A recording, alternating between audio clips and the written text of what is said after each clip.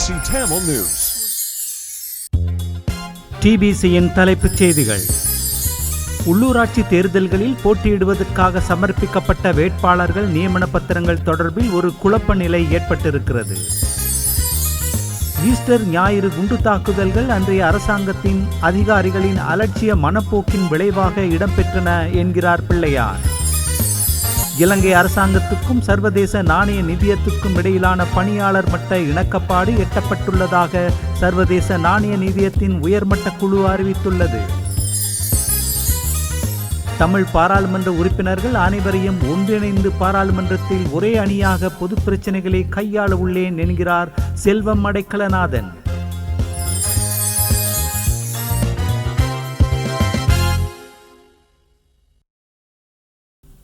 வணக்கம். நீங்கள் இணைந்திருப்பது டிபிசியின் தமிழ் மாலை செய்திகளுடன். இனி விரிவான செய்திகளை பார்ப்போம். தமிழ் பாராளுமன்ற உறுப்பினர்கள் அனைவரையும் ஒன்றிணைத்து பாராளுமன்றில் ஒரே அணியாக பொது பிரச்சனைகளை நாங்கள் கையாளுகின்ற வகையில் செயல்பட நடவடிக்கைகளை மேற்கொள்ள உள்ளதாக ஜனநாயக தமிழ் தேசிய கூட்டமைப்பின் வன்னி மாவட்ட பாராளுமன்ற உறுப்பினர் செல்வம் அடைக்கலநாதன் தெரிவித்துள்ளார். மன்னாரில் உள்ள அலுவலகத்தில் இன்று சனிக்கிழமை காலை இடம்பெற்ற ஊடக சந்திப்பின் போதே அவர் இதனை தெரிவித்தார். அவர் மேலும் தெரிவிக்கையில், இனப்பிரச்சினை குறித்தும் அபிவிருத்தி தொடர்பாகவும் கூடிய கவனம் செலுத்துவதாக கோரி மக்களிடம் நாங்கள் வாக்கு சேகரித்தோம். குறித்த இரு விடயங்கள் குறித்தும் அரசாங்கத்துடன் சேர்ந்து செயல்படுகின்ற ஒரு சாத்தியப்பாட்டை மேற்கொள்கின்ற சூழலை உருவாக்குவதாகவும் நாங்கள் கூறியிருந்தோம். குறித்த இரு விடயங்களிலும் நாங்கள் கவனம் செலுத்துவோம். கிராமிய ரீதியாக மக்களின் குறைகளை கேட்டறிந்து கிராமங்களை முன்னேற்றுவதே நோக்கமாக இருக்கும். மேலும் இனப்பிரச்சினை தொடர்பான விடயங்களை நாங்கள் முன்னுரிமை அடிப்படையில் செயல்படுவதற்கான ஒரு சூழலை நாங்கள் உருவாக்குவோம். மேலும் இம்முறை பாராளுமன்ற தேர்தலின் போது தெரிவு செய்யப்பட்ட தமிழ் பாராளுமன்ற உறுப்பினர்கள் அனைவரும் இணைந்து பாராளுமன்றத்தில் ஒரே அணியாக பொது பிரச்சனைகளை நாங்கள் கையாளுகின்ற வகையில் செயல்பட நடவடிக்கைகளை மேற்கொள்ள உள்ளேன். ஜனாதிபதி கூறியது போல தமிழ் அரசியல் கைதிகளை விடுதலை செய்து காணாமல் போனவர்கள் குறித்து அவர்களின் உறவுகள் போராட்டத்தின் ஊடாக நீதியை கோரி வருகின்றனர். அவர்களுக்கு நியாயம் கிடைக்கின்ற வகையில் ஒரு வழிமுறையை நாங்கள் கையாளுகின்ற ஒரு சூழலை உருவாக்குதல், எமது நிலங்கள் பறிபோகாத ஒரு சூழலை ஏற்படுத்துதல், எமது மீனவர்கள் எதிர்நோக்கும் பிரச்சினைகளுக்கு நிரந்தர தீர்வை பெற்றுக் கொடுத்தல் உள்ளிட்ட பல்வேறு நடவடிக்கைகளை முன்னெடுக்க உள்ளோம். எனவே இம்முறை சங்கு சின்னத்துக்கு வாக்களித்த அனைவருக்கும் நன்றிகள். மக்கள் சார்ந்த பிரச்சனைகளை கவனத்தில் எடுத்து மக்களின் பிரச்சனைகளை தீர்ப்பதற்கான முறையை நாங்கள் கையாளுவோம் என செல்வம் அடைக்கலநாதன் இன்று தெரிவித்தார்.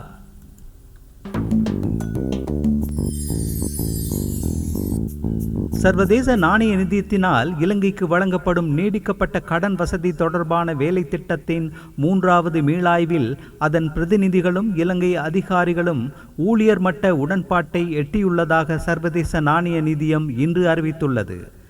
சர்வதேச நாணய நிதியத்தின் முகாமைத்துவம் அதன் நிறைவேற்று சபையும் இதனை அங்கீகரித்ததன் பின்னர் இலங்கைக்கு சுமார் 333 மில்லியன் டாலர்கள் பெற்றுக்கொள்ள வாய்ப்பு கிடைக்கும்.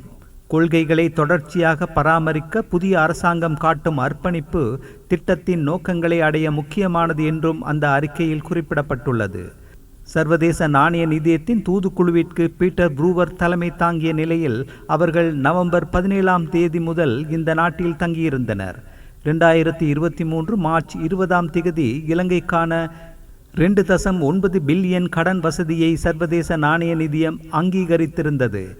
இது 48 மாதங்களில் செயற்படுத்தப்படும்.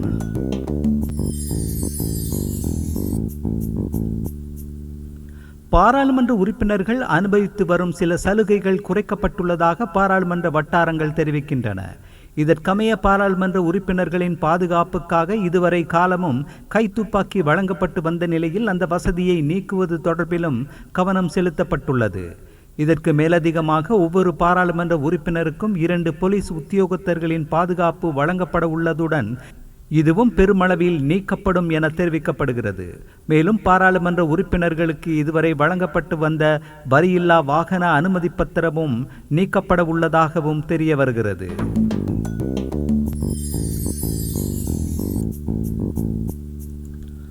உள்ளூராட்சி தேர்தல்களில் போட்டியிடுவதற்காக கடந்த வருட முற்பகுதியில் சமர்ப்பிக்கப்பட்ட வேட்பாளர்களின் நியமன பத்திரங்கள் தொடர்பில் ஒரு குழப்ப நிலை ஏற்பட்டிருக்கிறது. அந்த நியமன பத்திரங்களை ஏற்றுக்கொள்ளப்பட்டதற்கு பின்னரான 1.5 வருடங்களுக்கும் அதிகமான காலத்துக்குள் பெருமளவு வேட்பாளர்கள் கட்சி மாறிவிட்டார்கள். தாங்கள் எந்த கட்சிகளின் வேட்பாளராக நியமன பத்திரங்களை சமர்ப்பித்தார்களோ அந்த கட்சிகளில் இப்போது அவர்களில் பெருமளவானவர்கள் இல்லை. அதுவே தேர்தல்கள் ஆணைக்குழு எதிர்நோக்கும் குழப்ப நிலைக்கு காரணமாகும். ஆனால் அதே நியமன பத்திரங்களின் அடிப்படையிலேயே அடுத்த வருட முற்பகுதியில் தேர்தலை நடத்துவதை தவிர ஆணைக்குழுவிற்கு வேற வழியில்லை என்று அதிகாரிகள் கூறுகிறார்கள். நியமன பத்திரங்கள் ஏற்றுக்கொள்ளப்பட்ட பிறகு கடந்த வருடம் மார்ச் 9 தேர்தல்களை நடத்துவதற்கே திட்டமிடப்பட்டிருந்தது. ஆனால் அன்றைய அரசாங்கம் நிதி பற்றாக்குறையை காரணம் காட்டி உள்ளூராட்சி தேர்தல்களை நடத்துவதற்கு நிதியை ஒதுக்கீடு செய்வதில் பிரச்சனை இருப்பதாக அறிவித்தது. அதனை அடுத்து அந்த தேர்தல்களை நடத்துவதற்கு நிதியமைச்சர் நிதியை ஒதுக்கீடு செய்ய வேண்டும் என்று உத்தரவிடக் கோரி அரசியல் கட்சிகளும் சிவில் சமூக அமைப்புகளும் உயர் நீதிமன்றத்தில் அடிப்படை உரிமை மீறல் மனுக்களை தாக்கல் செய்திருந்தன. அதையடுத்து சாத்தியமான அளவு விரைவாக உள்ளூராட்சி தேர்தல்களை நடத்துவதற்கு நடவடிக்கை எடுக்குமாறு தேர்தல்கள் ஆணைக்குழுவுக்கு நீதிமன்றம் கடந்த ஆகஸ்ட் பிற்பகுதியில் உத்தரவிட்டது.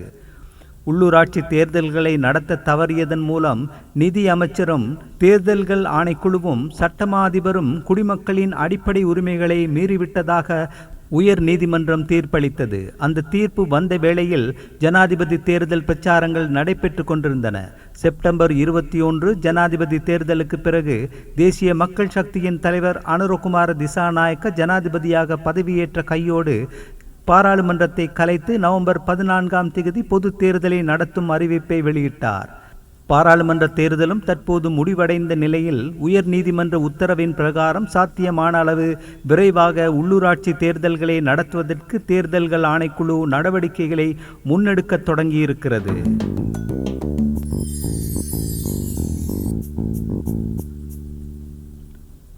ஈஸ்டர் ஞாயிறு குண்டு தாக்குதல்கள் அன்றைய அரசாங்கத்தின் அதிகாரிகளின் அலட்சிய மனப்போக்கின் விளைவாக இடம்பெற்றன என்று முன்னாள் இராஜாங்க அமைச்சர் பிள்ளையான் என்ற சிவநேசத்துறை சந்திரகாந்தன் கூறியிருக்கிறார்.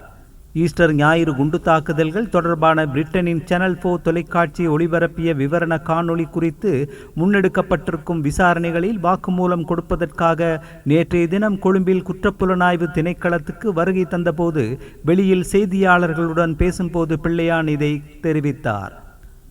ஆதாரமற்ற குற்றச்சாட்டுகள் தொடர்பாக ஒரு அரசாங்க திணைக்களம் விசாரணை நடத்துவது பெரும் ஏமாற்றத்தை தருகிறது. குற்றப்புலனாய்வு திணைக்களத்தை போன்றவை மிகுந்த விவேகத்துடன் செயற்பட வேண்டும் தவிர குறிப்பிட்ட சில தனிப்பட்டவர்களின் விருப்பு வெறுப்புக்கு இசைவான முறையில் செயற்படக்கூடாது. என்னை விசாரணைக்கு அழைத்திருப்பது ஒரு அரசியல் பழிவாங்கல் செயலாகும். ஈஸ்டர் குண்டு தாக்குதல்களுடன் எந்த தொடர்பும் எனக்கு இல்லை என்ற போதிலும் என்னை விசாரணைக்கு அழைத்திருக்கிறார்கள். ரவி செனவிரத்ன, ஷானி அபேசேகர போன்ற அதிகாரிகளிடமிருந்து குற்றப்புலனாய்வு திணைக்களம் ஏன் வாக்குமூலங்களை பெறவில்லை என்று கேள்வி எழுப்பினார். கிழக்கு மாகாணத்தின் முதலாவது முதலமைச்சராகவும் முன்னர் பதவி வகித்த பிள்ளையான் என்ற சிவநேசத்துறை சந்திரகாந்தன்.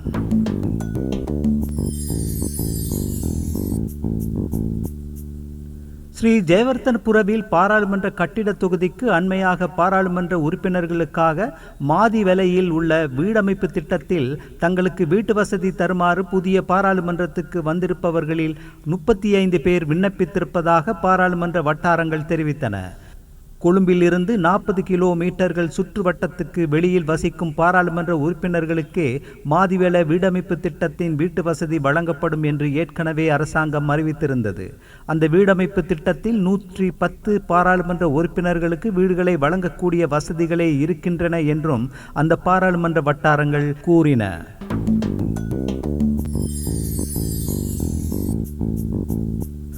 வடக்கு கிழக்கில் இருந்து புதிய பாராளுமன்றத்துக்கு தெரிவாகியிருக்கும் தமிழ் கட்சிகளின் உறுப்பினர்களினால் பாராளுமன்ற விவாதங்களில் பயனுறுதியுடைய பங்களிப்பை வழங்கக்கூடியதாக இருக்குமா என்ற கேள்வி தமிழ் மக்களின் மத்தியில் எழுந்திருக்கிறது.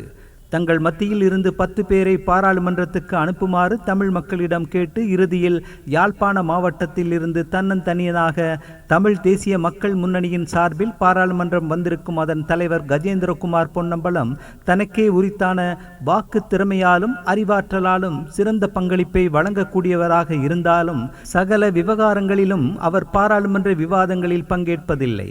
தமிழ் மக்களின் அன்றாட பிரச்சனைகளை விடவும் தமிழ் தேசிய அரசியலில் அடிப்படை கோட்பாடுகளை மையப்படுத்திய நிலைப்பாடுகளை வலியுறுத்துவதிலேயே பொன்னம்பலம் கடந்த காலத்தில் கூடுதலாக கவனத்தை செலுத்தி வந்திருக்கிறார்.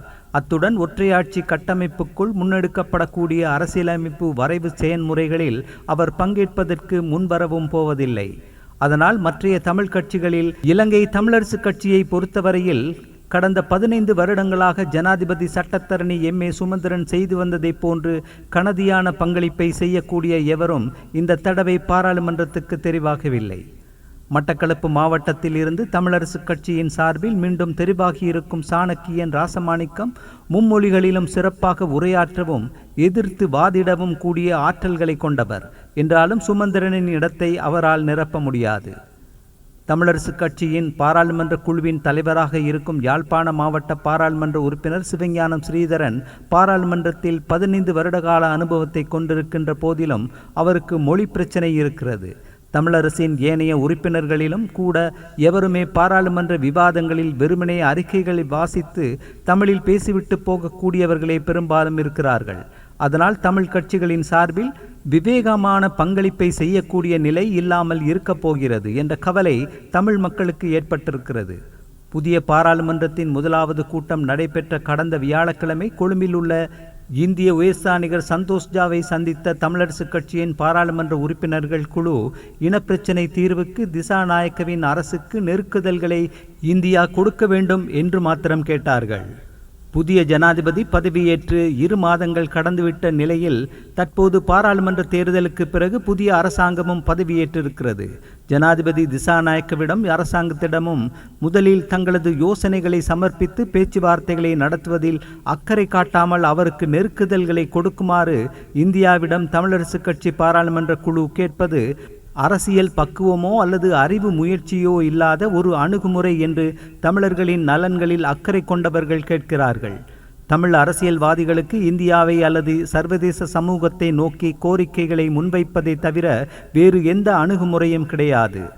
தமிழரசு பாராளுமன்ற உறுப்பினர்கள் இந்திய உயர்ஸ்தானிகரை சந்திப்பதற்கு முதல் நாள் பொன்னம்பலம் அவரை சந்தித்து பேசியுள்ளார். அவருடன் முன்னாள் பாராளுமன்ற உறுப்பினர் கஜேந்திரனும் வந்திருந்தார்.